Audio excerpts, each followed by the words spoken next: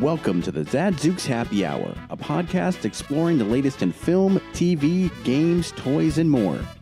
And now, somewhere in a secret bunker outside of Washington, D.C., here are your hosts, 30-year veteran of pop culture and entertainment news for the Washington Times, Joseph Zadkowski, and pop culture, technology, and space aficionado, Todd Stowell.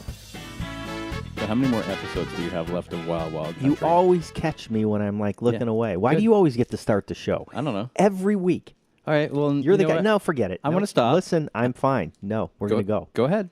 I got 30 minutes left of it, of Wild Wild Country. Is it one episode? There's like 6 episodes, so I'm at like 5.5. Okay. I'm feeling for the guy. He got railroaded. I mean, it's hard to say if he is a con artist or what. What con artist? The guy was hiding in his room doing nothing. He didn't talk for 3.5 years. Yeah. And this Sheila chick was calling all the shots. So I don't even think he knew what she was doing. Well, but asking people to arm themselves was a little weird. Well, how do you know he said that? See what I mean? I mean, the whole thing is we don't know what he said to her because it was her and him. Mm-hmm. That's it. Mm-hmm. So, good job, government. You kicked out a cool dude. Well, he's dead now, isn't he? If you give this away, I will kill you. No, I think... Nope, I don't want to know. I got 30 minutes left in this show. The church, I don't know. He goes back to India. Are you just going to keep talking? Stop. No. I think the following still exists. Yeah. But in India, where it started. I don't think it's ever come back here again. The ranch is not happening anymore. No, I don't think so. No. I don't think so. I don't think so either. They all left. It's a very riveting story. It starts out pretty slow. Right. But by the end, you're like, whoa. And all these people who were doing these really horrible things for him, or like, for whomever, and like, do they go to jail? Like, how long were they in jail? Well, Sheila only got 4.5 years, and she was the mastermind. But there was the other woman that was with her. Yeah, the woman who poked the doctor with a needle. Mm-hmm. She got like 10 years. Mm-hmm. But I don't know how long until she got off because she had no record. So it's all just. I mean, it's very cultish, unfortunately. It is, but it was a bunch of grumpy white guys in Colorado that didn't like what was going on. When you're done this, you have to do... Did you ever do the staircase? No. It's the one where... like there's some doctor who pushes his wife down a... All right. Sure. And I can go for that. And that one's also That's pretty... my late night viewing. Yeah, well, that's all that crime drama stuff is crazy. Yeah. I'm two episodes away from the end of The Umbrella Academy. And? I like it. Talking Monkey's kind of cool. He looks amazing. He looks really good. It's having never read the graphic novels, it's very predictable. Like, I can already tell what's going to happen way before it happens. And you like that? No, that I don't like. Okay. I mean, I wouldn't give it an A. I'd give it, like everything has got it like around 75%, and I think that's pretty accurate. They'll definitely do a second season because my understanding is they leave it with a massive cliffhanger. Right. You would think that Ellen Page, sort of being the lead, is the focal point, but it's actually this kid. Okay. And he's got a little New York in him, a little Chicago in him. He's a bit of a wise ass, but he's also got this awesome power, and the story kind of revolves around him, and it's great. It's out there. I don't think is the monkey the mentor? Is he like the monkey, the father figure? No, he's sort of like the partner to the doctor who started the Umbrella Academy. Okay. And then their mother is a robot, an android. Got it. So it's cool. They all have their own powers. I like it. I have no complaints.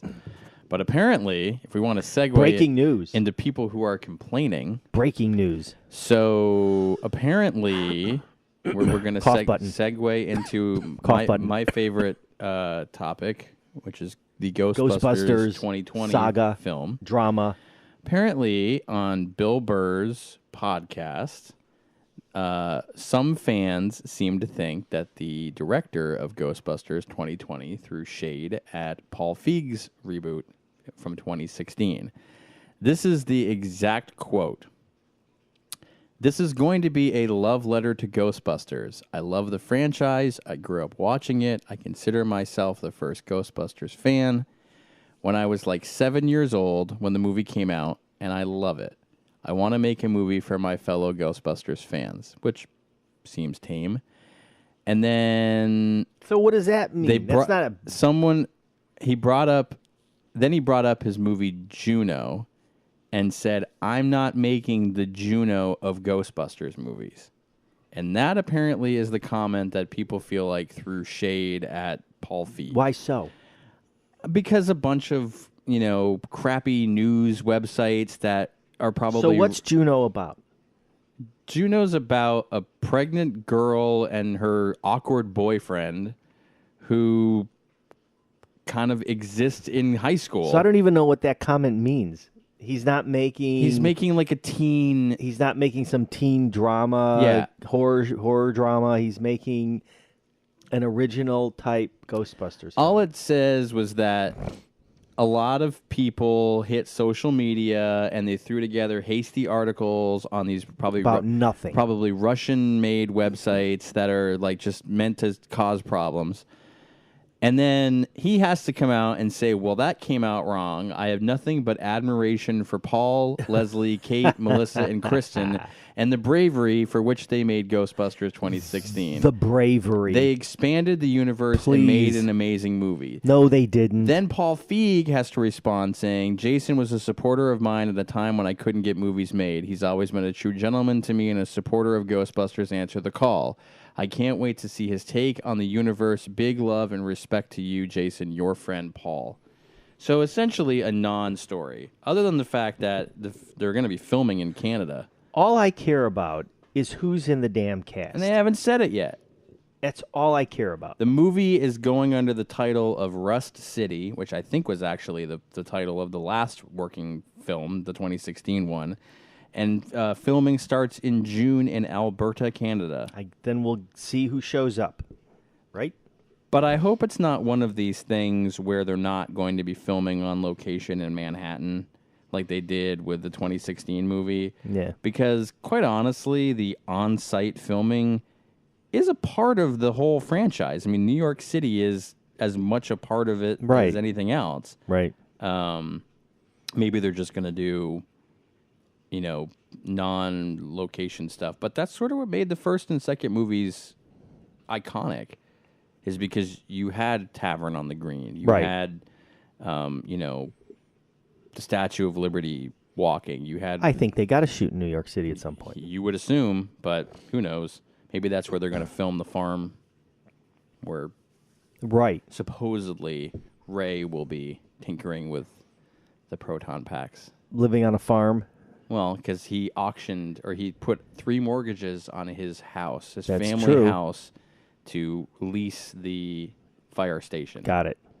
So, who knows? But non-story, just something out there. Whatever. So here's a segue. Mm-hmm. The director, Jason Reitman, he also did a movie recently called The Front Runner, which I took a look at. And this is a movie... A kind of bio docudrama about what happened to Gary Hart in the 1988 presidential election. Who was at one point the shoo-in to win it. He was absolutely the front runner. Yep. But instead, he decided one weekend that it would be a blast to go out on a boat named the Monkey Business, and get messed up with a girl named Donna Rice. The movie itself is kind of scattershot, and they spend more time dumping on tabloid journalism than they do on the Gary Hart saga, which is kind of unfortunate, because I think this guy has a lot that you could have dug into with this guy. Well, and apparently Hugh Jackman said that he invited him to his compound wherever he's living, and he hung out with them for like a week. And got all this. Hugh did a whole lot of research on this role. Yeah. And he's great in it. They don't use him enough in it, but he's great. But, I mean, listen to this cast. J.K. Simmons is his campaign director. Alfred Molina is Ben Bradley. Kevin Pollak is a Miami Herald publisher type guy. Even Bill Burr's in it. Wow. Vera Farmiga, who's in the some horror film franchise that I can't remember. Insidious or one of those. So most of these people have been in Jason Reitman films before. That is correct. She was in Up in the Air with George Clooney. And J.K. Simmons has been in like 9 Jason Reitman movies. Juno. He's the father in Juno. Right. Anyway, it could have been a much better movie. And what's more interesting is just listening to the optional commentary track, which sheds way more light on Gary Hart than the actual movie. So, but isn't this supposed to be the introduction to the sort of tabloid journalism that surrounds politics? Yep. Oh, yeah. So it's a really hard line to walk where you're trying to do a biopic and also telling the story about how crazy news has become. This guy's really interesting. He's very interesting. And I didn't really get enough of him. And I just remember Hugh Jackman saying for how old he is, he still has the sharpness, the wit, like he still has. He told him what his first 100 days was going to be, right? And how amazing it was, and that he obviously couldn't share it, but it would have changed politics. It would have kind of, yeah. I agree. One stupid thing that he did. Yep. Again. Yep. And it was in some ways it was the first time publicly that you had the spouse standing there being humiliated, but stuck in the middle of it. And now you see that every other week on the news. So still worth it. And I'll tell you, in the commentary track, they talk some specifics about the technical aspects. And one of them was that in crowd scenes, they would mic all the actors, and then the sound guy would literally tap different buttons to bring up some of the actors so that you had this kind of weird chaos sound-wise. You know what I mean? Mm-hmm. So he like playing a keyboard. He tapped this guy up a little bit, then he tapped this guy. So you'd hear this really weird kind of oral thing going on, which I didn't notice and during the movie. I wish I would, because it was interesting. So I want to go back and watch that part. Anyway, that's interesting. Well, there you have it. There, I got it. And Mike Judge is in the movie, too. Really? Mr. Beavis and Butthead. What is he in the movie? He is a Miami Herald investigations editor. He just sort of randomly pops up and does things whenever he feels like it. I think he's got too much money. Well, I mean... Look, I'm going to segue again. Speaking of gotten too much money, how about your buddy, Mr. Kraft, who got caught... Oh, dude, that's hilarious. I saw that today. I mean... He vehemently denies it, but they say they have video footage of it. Has the footage come out yet? No. Oh, I can't wait for it. You know what he'll get? He'll get a 6-game suspension and a $500,000 fine. A 6-game suspension. What does that mean for an owner? He can't show up in the box? Yeah. Can't be at the... Big deal. Right. That's what they did. The last guy who was found guilty on a misdemeanor, which this would be, got a 6-game suspension and a $500,000 fine. So he's just an old dude. Is he married? His wife died in 2011. So he's just an old, horny dude who's got nothing to do. And he's just got lots of money. That's kind of hilarious. Yeah, it is kind of hilarious. Well, for once, it's not, his players. Could have been worse, right? Could have been Tom Brady. Well, I mean, but they're saying there's like 20 people in this indictment. And supposedly there's bigger names in there. They just haven't released them yet. Hashtag Trump. Could be. You never know. Really? You never know. Really? I mean, it's Florida. He's there all the time. Hashtag Trump. Okay. Yeah. There. That was a double. I give you a double there. Man, I give you extra. I can't believe that, you're almost to that 6 degrees of separation. That's right. If I can tie Kevin Bacon into this, we got it. Was he in the Gary Hart movie? He was not, unfortunately, but that would have been good. Mm-hmm. And I don't think he's ever been in a movie with Hugh Jackman that I know of. Nope. But hey, we can take a tomorrow's Sunday's Oscars, right? Yeah. Want to take an Oscars quiz? Okay. I can take an Oscar. quick one? Let's do it. I'm going to give you 10 questions. If you can get like more than half right, I'll let you eat some taffy again. Okay. Well, it's my taffy, so. Okay. You're just ruining the premise. Okay? Yep, go ahead. I'm Name the movie that won this actor an Oscar. Okay. Ready? Laurence Olivier. I'll give you choices if you can't guess. Yep, go ahead. Marathon Man, Henry V, Othello, Hamlet. I'm going with Hamlet. Correct. Now I can't get to the next one because I have an ad blocker on. Am I ruining this segment again? Yeah, it's going really downhill. You know, I had such a great idea. Do you want to take a break and fix this? No, I got it. Okay. I got it. Okay. Oh, now I'm getting hit with a paywall. Yep. This is never going to end. Who built this damn site? It wasn't me. Why you? No, I got it. All Okay, right. we're going to number 2. Okay. This dead air brought to you by... Well, it's not exactly dead. It's me in a panic. That's even more exciting. Helen Mirren. Ready? Yeah, okay. Excalibur, Gosford Park, Trumbo, The Queen. I gotta go to the Queen. Oh, you're right again. Okay. Oh, this is too easy. Ben Kingsley. Okay. What are the options? Bugsy, House of Sand and Fog, Gandhi, Schindler's List. Gandhi. Damn advertisement. Katharine Hepburn. Oh, man. The Philadelphia Story, Morning Glory, The African Queen, Long Day's Journey in the Night. I don't know any of those movies. I'm just gonna... You've never heard of The African Queen? I'm gonna go with that. You're wrong. It was Morning Glory. Okay. That's El fine. Pacino, Yeah. Dog Day Afternoon, Serpico, Scent of a Woman, Godfather. Serpico. Scent of a Woman. Marlon Brando, Streetcar Named Desired, Julius Caesar, Last Tango in Paris, On the Waterfront. Streetcar Named Desire. On the Waterfront. Wow, There we go. That's more what I was expecting. You jinxed me. Liza Minnelli, The Sterile Cuckoo, New York, New York, Cabaret, Arthur. New York, New York. Wrong. Cabaret. Okay. Well, I'm glad I'm getting these wrong. Charlton Heston, The Ten Commandments, El Cid, Ben-Hur, Planet of the Apes. It's either the 10 Commandments or Ben-Hur. What do you think? I say 10 Commandments. Ben-Hur. Okay. Well, as I said, I knew it was one 2 of to them. go. Sandra Bullock, Gravity, The Blind Side. Yep. Blind Side.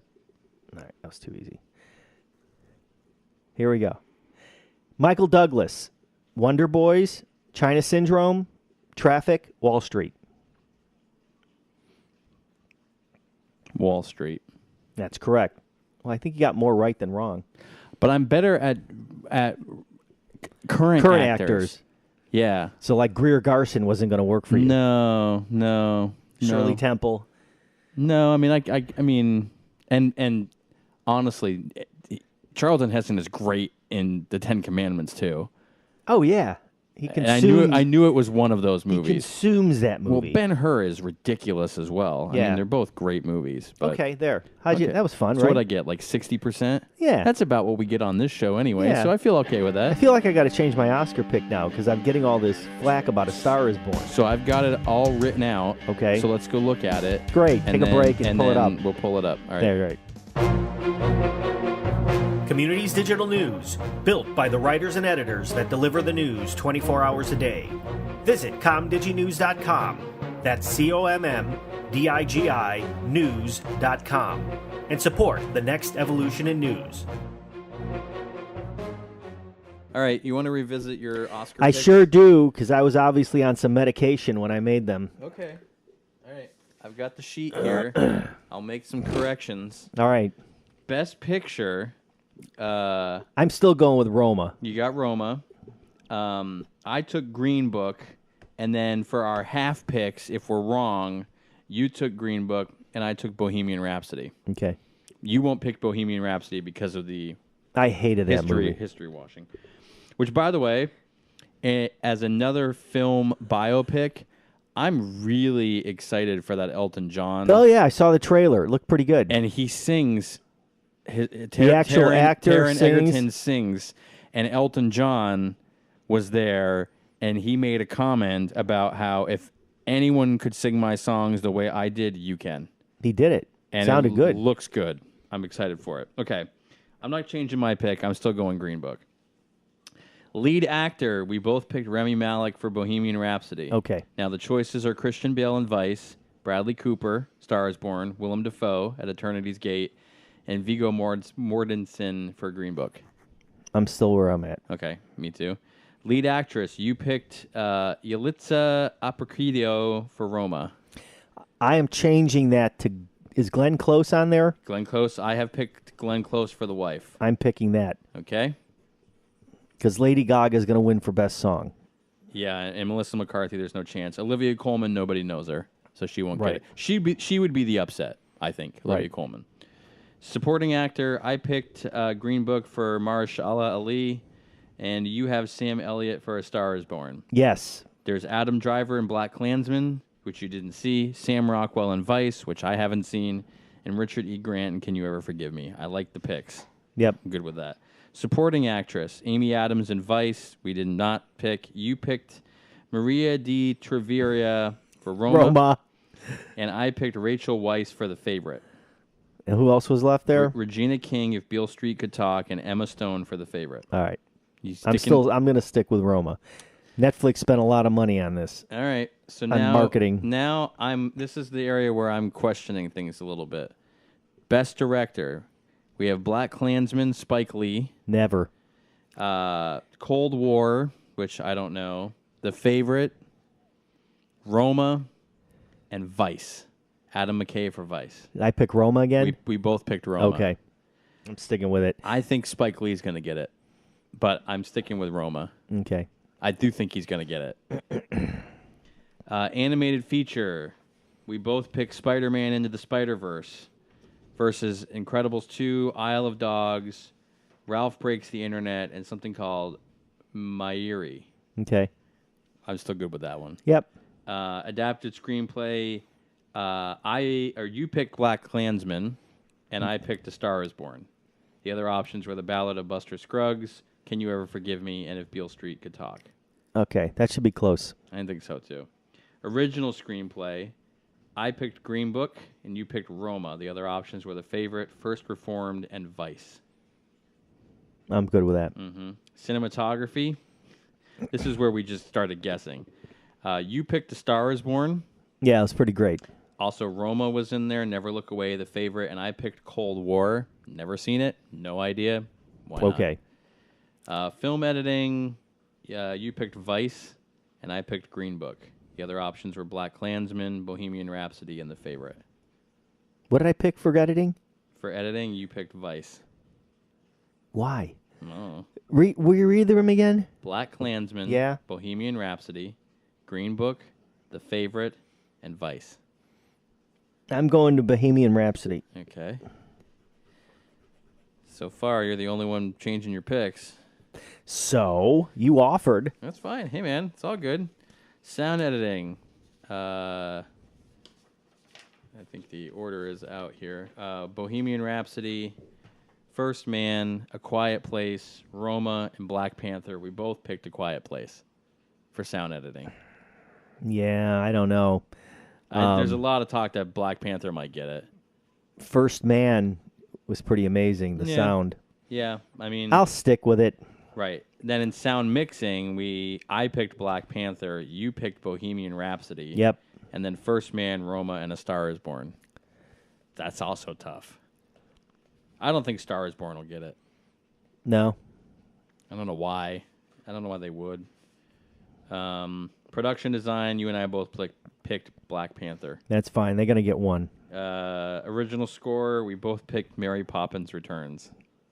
The Boy. options were Black Klansman, Black Panther, If Beale Street Could Talk, Isle of Dogs, and Mary Poppins Returns. Okay, I'll stick with that. I'm changing mine. Really? Yep, I'm taking Black Klansman. I went back and listened to the score. For original score? And it's pretty good. I like it. We picked Mary Poppins. You picked Mary Poppins. What was the other one after Mary Poppins? Isle of Dogs. If Beale Street Yeah, they'll never get the Isle of Dogs, but Isle of Dogs should win it. Black Panther. Nah, I'm sticking with Mary Poppins. All right. Original song. We both picked Gaga. Shallow from A Star That's Is fine. Born. Yep. Okay. Well worth it. Costume design. I picked Black Panther, and you picked Mary Queen of Scots. Okay. The other options were The Ballad of Buster Scruggs, The Favorite, Mary Poppins Returns. What's the favorite? That's the one where it's the queen. It's like Olivia Colman. Oh, and stop. That's fine. Visual effects. You picked Avengers Infinity War, and I picked Ready Player One.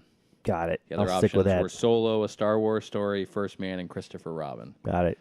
So we're going to milk this for another segment because we got to go over the winners then. I mean, we're going to do terribly. You don't know that. I do. Okay. But you know what? Let's talk about a movie that wasn't nominated for an Oscar. And it was pretty much ignored. I mean, I know why, but it's fine. Why? Is there an anti-Gerard Butler? Yes, there is actually an anti-Gerard Butler movement. Everyone feels like every movie he's in, he just tanks. What? Like Liam Neeson? Yeah, well, Is that's the same character? No, just, I don't know. They say, it's the same thing with Chris Pratt. They say that he can only do well in an ensemble, that he doesn't do well on his own. Okay. And Gerard Butler, well, you know, they had Olympus Has Fallen, then he had London Has Fallen, and now he's basically taken that premise and put it on a submarine, and we're going against the Russians. Hunter Killer. But we're not going against the Russians. We're going against We're a coup. secretly helping the Yes, Russians. we are helping the Russians by avoiding a coup. So this movie takes place primarily on a hunter-killer class submarine, which does not exist, nor does the look of that thing. It doesn't? I don't think so. Wait, you're an expert in submarine warfare? But there's no way that they can show any of that stuff. It's all classified. Wait, the director said he was aboard one of these for like a week. Well, maybe I'm... Smarty pants. You know what?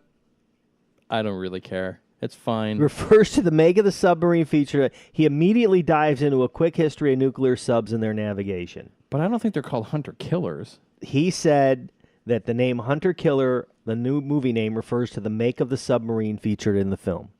Yeah, maybe then they did get... I wonder how they got the footage for some of it. He mentions that Virginia-class subs do not have a periscope. Yeah, because they don't use one. They have some sort of, like, video feed. So this guy was a font of information in the optional commentary track. I'm just letting you know. Well, that's great. So, Well, that's great. Now I'm just going to ignore you. So, essentially, there is something going on, and there is... Under the Arctic Ocean. Under the Arctic Ocean, and there are two submarines that have essentially sunk, and it is unclear who sunk them. Right. And you slowly evolve into a combination of 13 Hours and a submarine movie smashed into one. You have ground troops, and you have... Like Crimson Tide? Yeah, you have submarines. And you have what could be a defection of the crew getting really upset, but instead everything just pats on the back and they keep going. But there's also a land-based Navy SEAL team in Russia. Mm-hmm. That's what I was saying. It's like 13 Hours and a submarine And it's awesome. movie. Yes, that's very good. Although they randomly just left a couple guys behind. Didn't they get him? No. No? They got the one guy who was injured. The other guy... They got the sniper guy. Yes, they got the sniper guy. There was another guy who was killed, but I don't think he...